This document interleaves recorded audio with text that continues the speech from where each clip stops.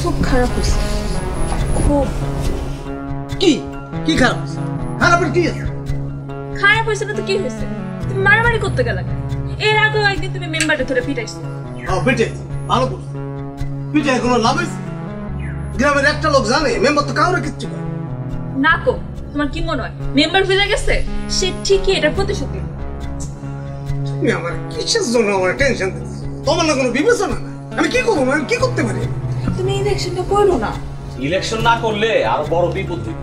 হ্যাঁ, আরে ওই মেম্বার তো কয়দিন চেয়ারম্যান হইব, তখন কি আমাকে ছাড়বো? একেবারে কাঁচা গিলা খাইবো। আমি না ইলেকশন নিয়ে কোনো কথাই শুনতে চাই না। শোনো, ব্যাপারটা বোঝার চেষ্টা করো। জামা কিন্তু সত্যি কথা। দেখো, মেম্বার যদি আজকে চেয়ারম্যান কোন রকম হয়ে যায়, তাহলে আমাকে আস্ত রাখবো, একদম গিলা খাইবো না। কাম করলে কি হয় যে অন্য ছিল, তারপর এলাম লাল মিয়ার পক্ষে নির্বাচনটা করলো, যার অনেক শক্ত ইমেজ আছে, জনপ্রিয়তা। না না, আমি না আমারও তো কিছু নেই না, আমি তো গ্রামেরই না, আমার কে ভোট দিব? মানে এমন একজন তারপর দিব যার চেহারা দেখে মানুষে ভোট দিবে। চেহারা? হ্যাঁ, চেহারা। এই চেহারাটা পাম খুঁজতে হইব।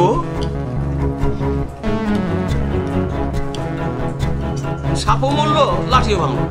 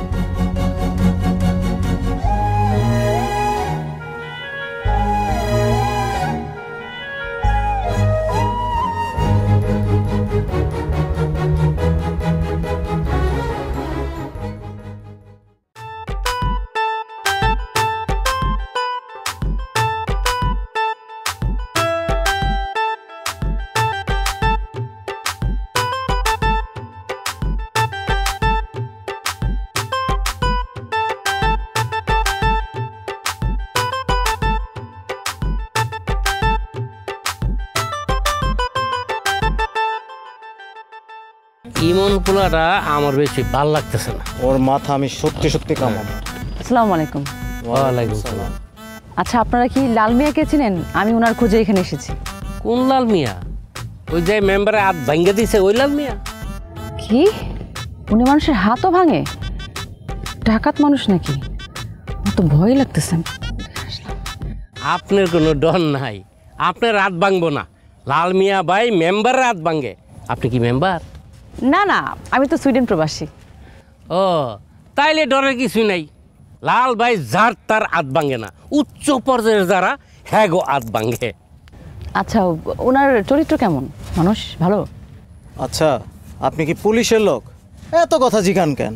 হ্যাঁ, না না, আমি ওনার কথা অনেক শুনেছি, কখনো দেখা হয়নি, তাই জিজ্ঞেস করলাম আর কি। আপনি দৌড়াইতে পারেন? পারি, কেন? লাল মিয়া ভাই একদিন আমার যেই দৌড়ান দিছে বাস দিয়া, আপনারও দিতে পারে কিন্তু। সমস্যা নেই, আমি দৌড়াতে জানি। আর আমাকে যদি বাস নিয়ে দৌড় দেয়, আমি এক দৌড়ে সুইডেন চলে যাব। আচ্ছা, কাইন্ডলি ওনার বাসাটা কোথায় বলতে পারবেন? বলতে পারবো না কেন, সোজা এই কথা কম কম আমি কইতেছি না। আপনি সোজা নাক বরাবর প্রথম যাইবেন, গিয়া আপনার বাম কান বরাবর বাম দিকে যাবেন, আবার ডান কান বরাবর ডান দিকে গিয়াই সামনে দেখবেন একটা পুকুর, পুকুরের পরে দেখবেন যে একটা কাটল গাছ, ওই কাটল গাছের পরে একটা তাল গাছ, তাল গাছের পরে বট গাছ, বট গাছের পরে আর বাড়ি। অনেক কমপ্লিকেটেড। আচ্ছা ঠিক আছে, থ্যাঙ্কস। চিনবেন তো? পারবো পারবো। আচ্ছা, জানতেন। আসসালামু আলাইকুম। ওয়ালাইকুম সালাম। এই ঘটক, লাল মিয়ার বাসা ওই দিকে, এত ঘুরাইয়া পেঁচাইয়া ওই দিকে দেখাইলা কেন রাস্তাটা? এত কথা কইও না তো। এই মানে রাস্তা দেখানোর ব্যাপারে আমার 20 বছর অভিজ্ঞতা আছে। তুমি এত কথা কও, আমার যা খুশি আমি তা কম। এই ঘটক, এই মাথা মতো কামান যাইতো না, ওখানে কাম আছে, আয়ো তাড়াতাড়ি আয়ো। কি রে তুই কবে এলি? এই তো গত রবিবার আসছি। আচ্ছা শুনলাম তোরা নাকি লাল বিয়ে লাল শাড়ি পরাই ফেলছে। লাল মেয়েটা কে রে? কেডা আবার? আমার জামাই। তো ঘরে যেতে বলবি না নাকি এখানে বসায় রাখবি? ও আচ্ছা, ঘরে গেলে যদি লাল মেয়ে মাইট দেয়। শুনলাম তোর হাজবেন্ড নাকি শখে মানুষের হাত ভেঙে দেয়। ঠিকই কইছস, মানুষের কত রকমের শখ থাকে না। আমার লাল মিয়া শখ হইতেছে মানুষের হাত ভাঙা। তুই কিন্তু ভুলেও আশেপাশে যাইস না, পরে দেখা যাইব তোর হাতটা মট করে ভেঙে দিছে। সিরিয়াসলি? তুই একটা গুন্ডা বিয়ে করতে গেছিলি? কোন দুঃখে বুঝলাম না। অবশ্য আমার সাথে কেউ গুন্ডামি করলে আমার ভালোই লাগে। আস্তে, এইটা আমার প্রাইভেট গুন্ডা, সে শুধু আমার জন্য গুন্ডামি করে। দাঁড়া, আনিস আনিস, চায়ের পানিটা বসা। তুই না কি বাসায় নাই? আছে, আশেপাশেই আছে। সুন্দর তোদের বাসাটা। চল ভিতরে চল।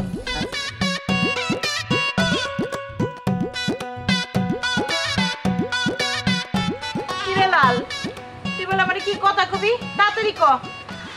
আমি ঘুমাইতে যাবো, এই বয়সে আমি রাত জাগতে পারি না, আমার শরীরটা খারাপ করে। জ্বালায় পড়ছি, মিন্টু এই রাতের বেলা আমার ফোন দিছে।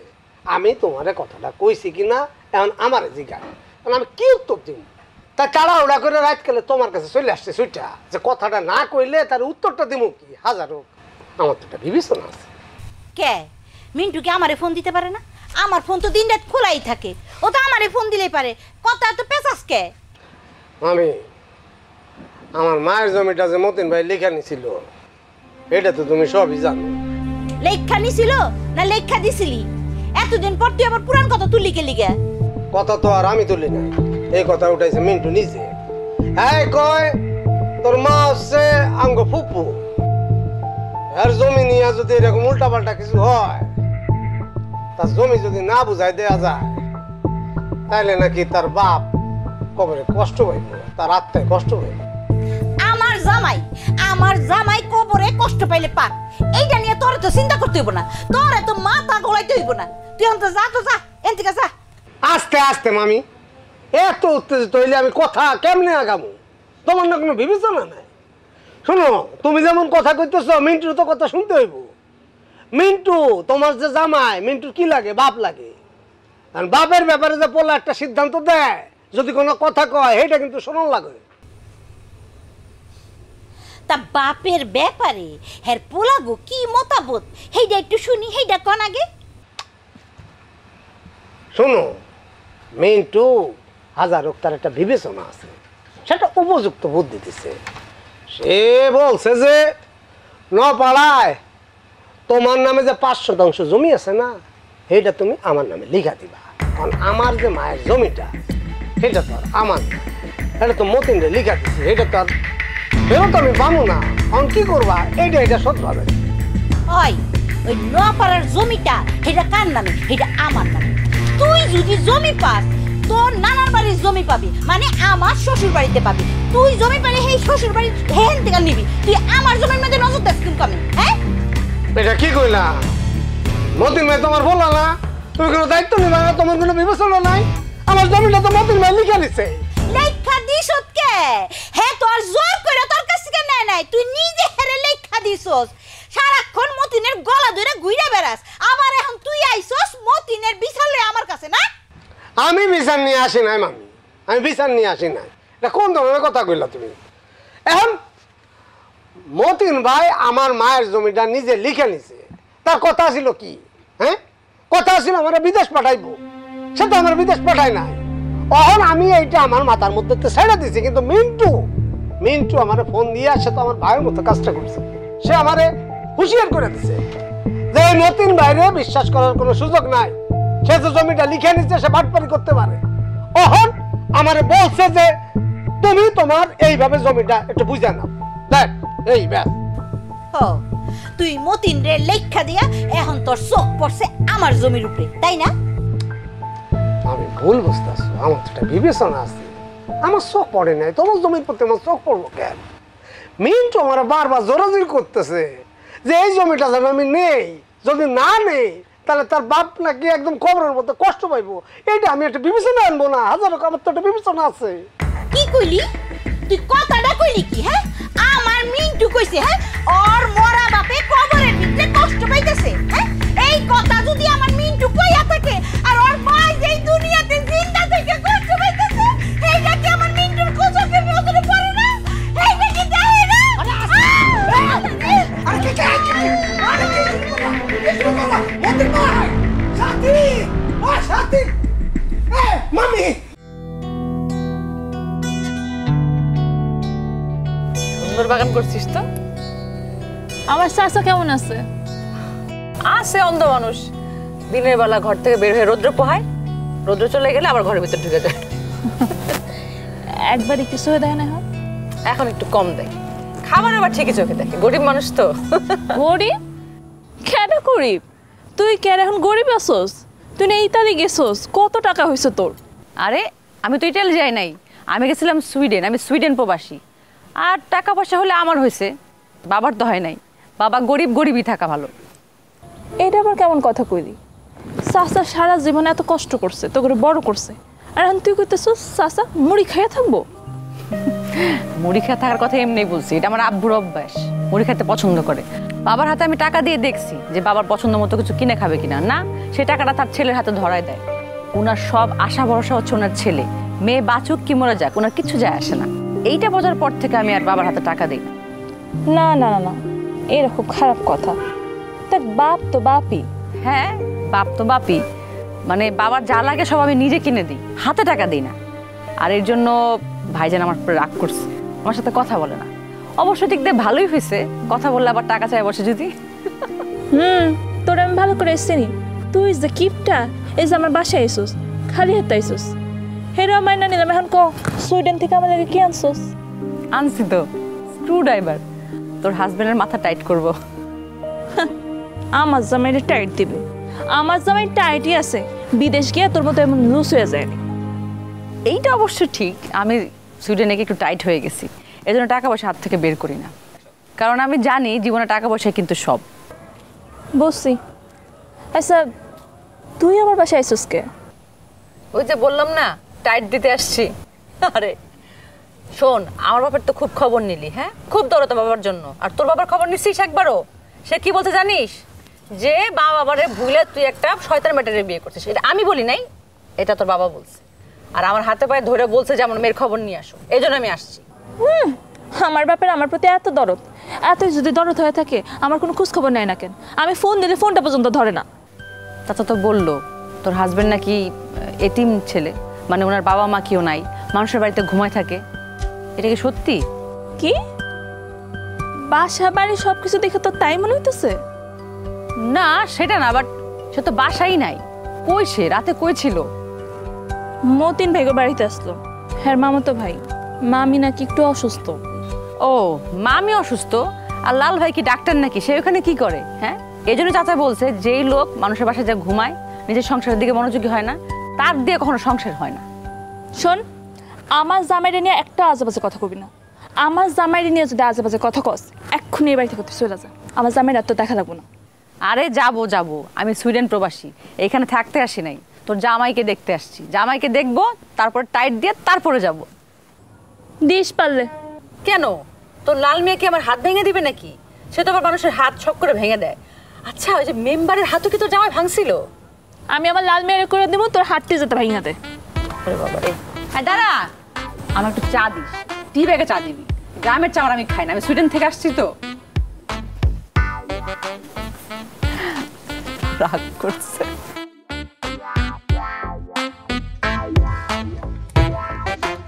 সংসারে যে কি গজবটা শুরু হইলো, একটার পর একটা গজব আইতেই আছে, থামার কোনো নাম নাই, গন্ধ নাই।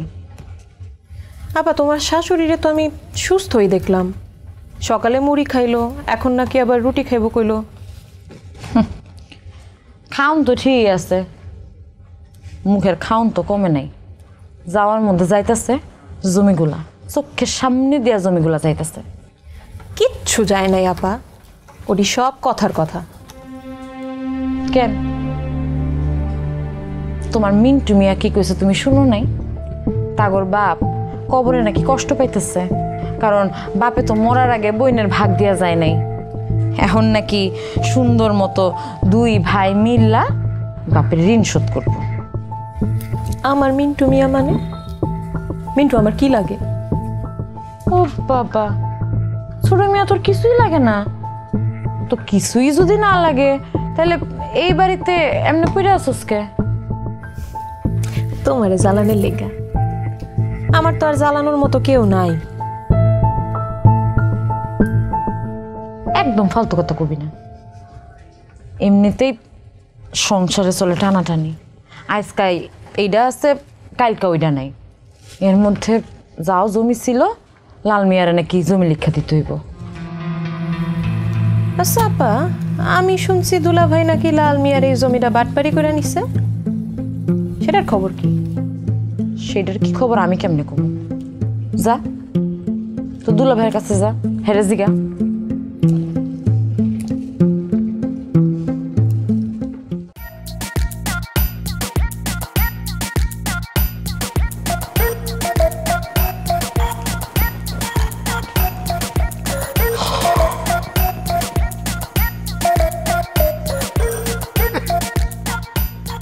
শোনাবো আমার গোল্ডের বউ,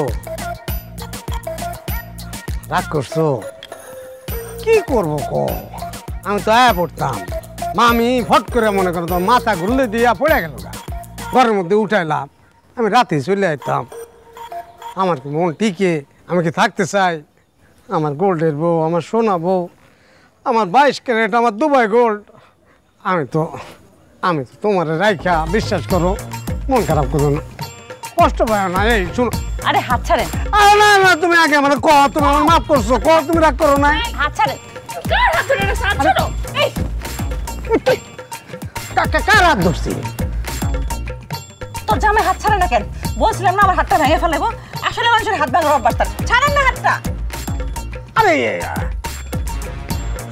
আমি তো আসলে বুঝতে পারি নাই, মানে এটা কার হাত?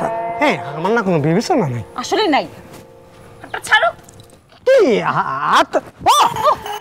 ও মা, এমন মোচড়টা দিছে। আমার গোল্ডের ময়না। রাখো তোমার গোল্ডের ময়না। সারাদিন তো আসতো গোল্ডের বউ, গোল্ডের ময়না নিয়া, কোনো বিবেক বুদ্ধি মাথার মধ্যে হয়নি।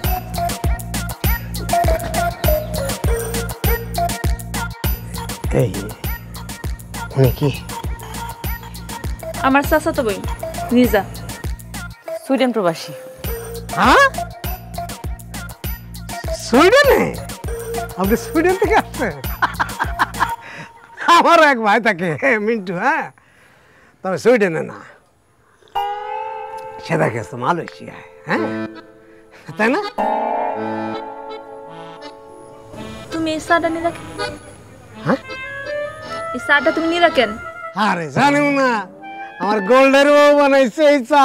হ্যাঁ, আমারে যদি আমার শোনাবো এটা গরম পানিও দেয়, সেইটা যে মজা হয়। আর এটা তো চা দিছে, আমার গোল্ডের বউ শোনাবো, এটা যে কি মজা, মুখে দিয়ে আমি বুঝা ফেলছি। লাল মিয়া, হ্যাঁ, চাটা আমি রিজার জন্য আনছিলাম। কিছু মনে করেন না, মানে আমি নিয়ে নিছি তো। দাঁড়া, আছে, গরম আছে, কোনো অসুবিধা নেই, ফুদিয়া খায়। না না, দরকার নাই দুলা ভাই, আপনার গোল্ডের বউ আপনার জন্য চা বানিয়ে নিয়ে আসছে, আপনিই খান। আপনি যে জোরে আমার হাতটা মোচড় দিচ্ছেন, একটু হলে ভেঙে যেত। উফ, সরি সরি সরি, মানে একটু উত্তেজিত হয়ে গেছিলাম, মাঝে মাঝে বিবেচনাটা না কাজ করে না। আচ্ছা, আপনি সালমা ভাবির কি হন? কিছুই হই না। আর সালমা তো শিলার খালাতো বোন, আমি তো শিলার চাচতো বোন। চাচা অনেক কান্নাকাটি করে যে আমার মেয়েটা কই আছে না আছে, গুন্ডা জামাই মনে হলে মারধর করে, এর জন্য আমাকে আসতে বলছে, আমি আসছি। রিজা চুপ কর। না না, এটা বিবেচনা মতো কথা। আচ্ছা, গুন্ডা জামাইটা কেটা? আপনি? আমি? আমার শ্বশুরের না কোনো বিবেচনা নাই? সেটাই, আসলে আপনার শ্বশুরের বিবেচনা নাই। আপনি এক কাজ করেন, আমার সাথে চলেন, আপনার শ্বশুরের সঙ্গে দেখা করবেন, আপনি গিয়ে আস্তে করে ওনার হাতটা ভেঙে দিয়ে আসবেন। হয়েছে, আমার বাপ নিয়ে যথেষ্ট সমালোচনা হয়েছে, এবার তোমরা ভিতরে আসো। এর ভিতরে এই আসেন আচ্ছা আচ্ছা থ্যাংক ইউ আচ্ছা সুইডেনে কি ইলিশ মাছ পাওয়া যায়?